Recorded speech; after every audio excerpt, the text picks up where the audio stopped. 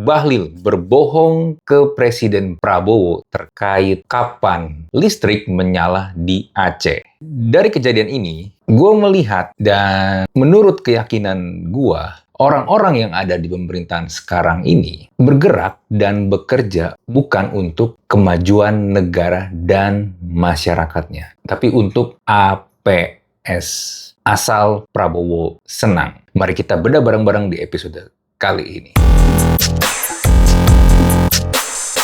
Seperti yang diberitakan, Presiden Prabowo lagi bertemu dengan para pengungsi korban bencana Sumatera di Aceh.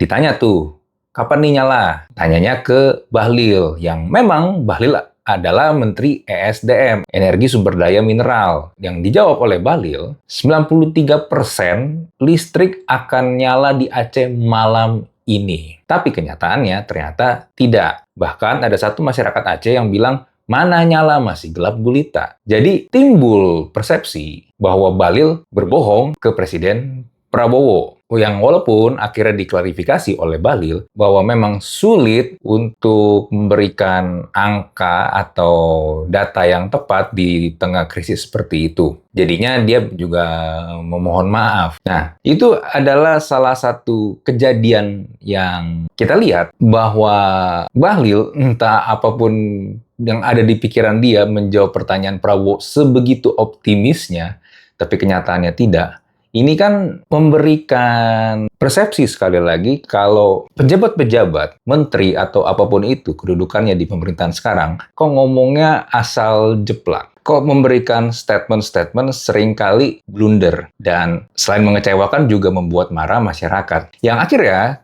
kalau gue lihat, ini jadi seperti yang gue bilang di opening, pemerintahan sekarang ini, orang-orang di dalamnya bergerak, bekerja, itu tujuannya bukan untuk memajukan negara ini, tapi untuk APS, asal Prabowo senang. Jadi kalau ada kejadian-kejadian yang tidak mengenakan, seperti Bahlil, memberikan angka yang terlalu optimis, walaupun dia sendiri tidak yakin, tapi yang penting Prabowo senang dulu deh. Angka 93% mungkin itu dia ambil sebagai cara aman untuk menjawab pertanyaan Prabowo yang memang kalau kita lihat di video tersebut, itu seperti pertanyaan yang lagi skak lu di tempat.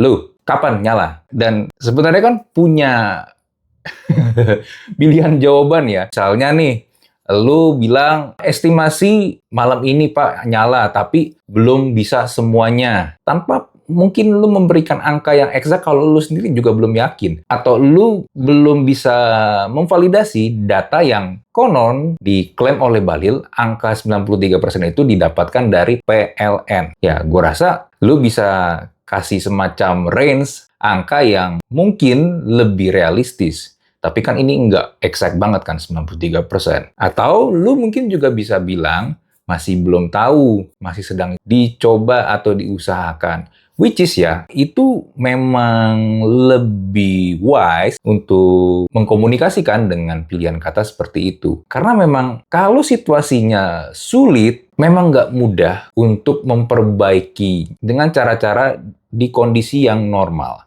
Ini kan kondisinya lagi bencana. Nah, kalau gua coba menganalogikannya dengan perusahaan, sebenarnya kejadian Bahlil membohongi Presiden Prabowo ini kan, lu perhatiin deh, ini juga kerap terjadi kan di lingkungan kantor, di lingkungan kerja kan. Ketika bos bertanya, gimana target bulan ini, gimana pencapaian lu, gimana progres. Gue sering lihat ada yang memilih jawaban seperti yang dilakukan oleh Bahlil. Optimis dulu aja. Bahkan kalau bisa, diotak-atik tuh angka di laporannya. Jadi seakan-akan memang terlihatnya positif. Cuma cara-cara seperti ini mungkin di awal-awal nggak ketahuan, nggak kelihatan nih. Karena dampaknya belum terasa. Tapi untuk sebuah perusahaan akan makin terlihat kalau kinerja yang sebenarnya itu buruk ketika melihat laporan keuangan di breakdown secara detail. Cash flow-nya, cash yang ada di perusahaan tersebut kok nggak cocok, kok nggak masuk nih hitungannya. Kemana duitnya yang katanya diklaim punya revenue sekian-sekian, tapi kok duitnya nggak ada. Dan itu berujung perusahaannya kolaps, bangkrut. Bayangkan kalau itu terjadi di sebuah negara. Mungkin sekarang mencoba ditutup-tutupi atau difilter karena yang kita tahu, yang kita dengar nih, arus informasi ke Presiden Prabowo itu difilter, terutama oleh aspri-aspri dia. Jadi kalau ada kejadian dan kejadian tersebut ingin disampaikan ke Prabowo, ada filternya dulu, dipilah-pilah tuh.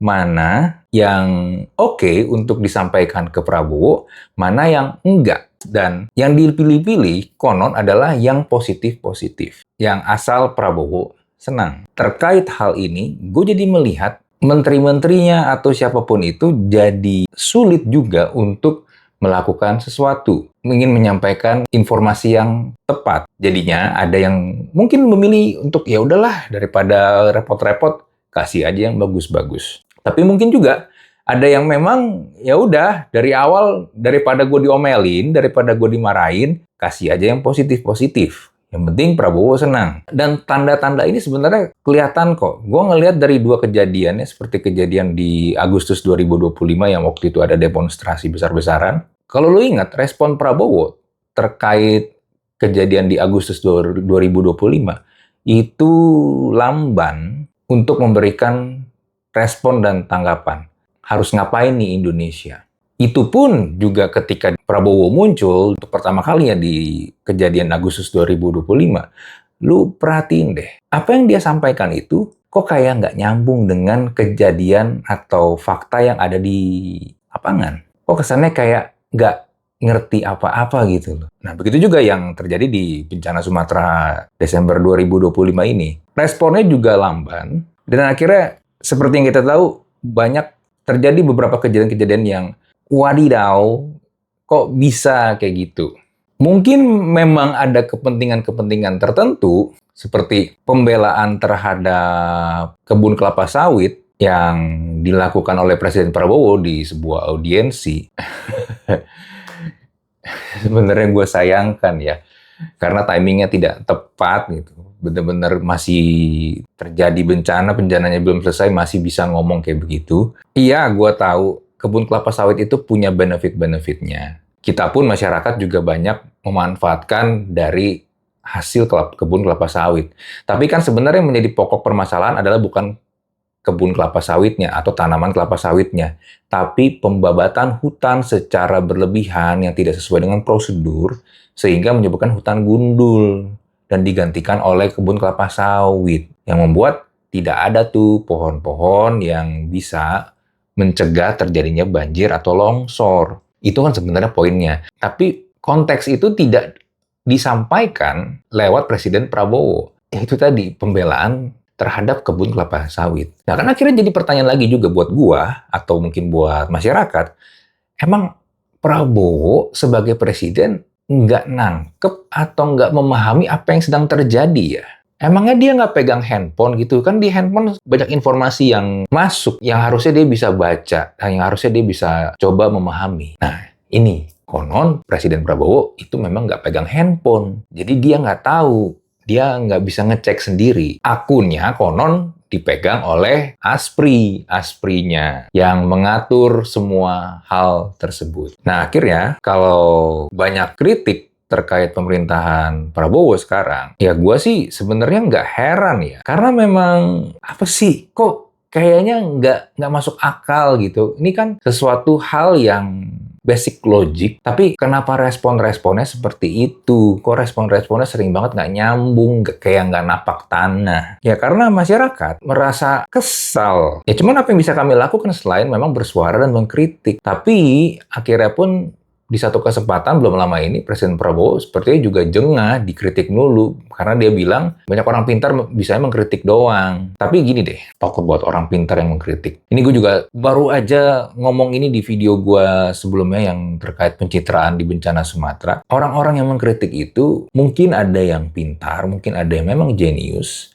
Tapi gue rasa kebanyakan dari orang-orang yang mengkritik itu adalah masyarakat pada umumnya yang memang melihat ada yang nggak beres dan nggak sesuai dengan logika dan akal sehat. Jadi nggak perlu butuh sesuatu atau seseorang yang bisa membuat roket dan bikin roket itu meluncur sampai ke bulan atau ke galaksi yang lain. Enggak. Karena memang banyak kejadian-kejadian itu nggak masuk akal aja. Nggak masuk akal sehat lebih tepatnya. Presiden Prabowo sendiri mungkin juga dikelilingi sama orang-orang yang, I don't know, apakah kompeten atau tidak. Walaupun gue lihat memang ada beberapa yang dipertanyakan kompetensinya. Tapi sekali lagi, karena memang akhirnya banyak yang bekerja itu bukan untuk kemajuan negara, supaya negara ini punya progres untuk lebih baik dan juga masyarakatnya bertumbuh, tapi demi APS asal Prabowo senang, ya untuk waktu-waktu ke depan ya kita masih tetap akan melihat kejadian-kejadian atau statement-statement yang nggak masuk akal, yang nggak logik, karena semuanya demi asal Prabowo senang. Bukan untuk sebuah progres yang ada hasil ya, yang produktif. Nah, bahayanya kalau ini terus terjadi, seperti yang analogi tadi gue sampaikan dengan contoh perusahaan, negara ini dalam bahaya. Karena tidak dijalankan dengan benar dan tepat. Oke, itu ya dari gue. Seperti biasa, kalau lu punya pertanyaan atau lu punya opini, silakan bisa langsung tulis di kolom komen. Kita jumpa lagi di Thinking Room episode berikutnya. Bye.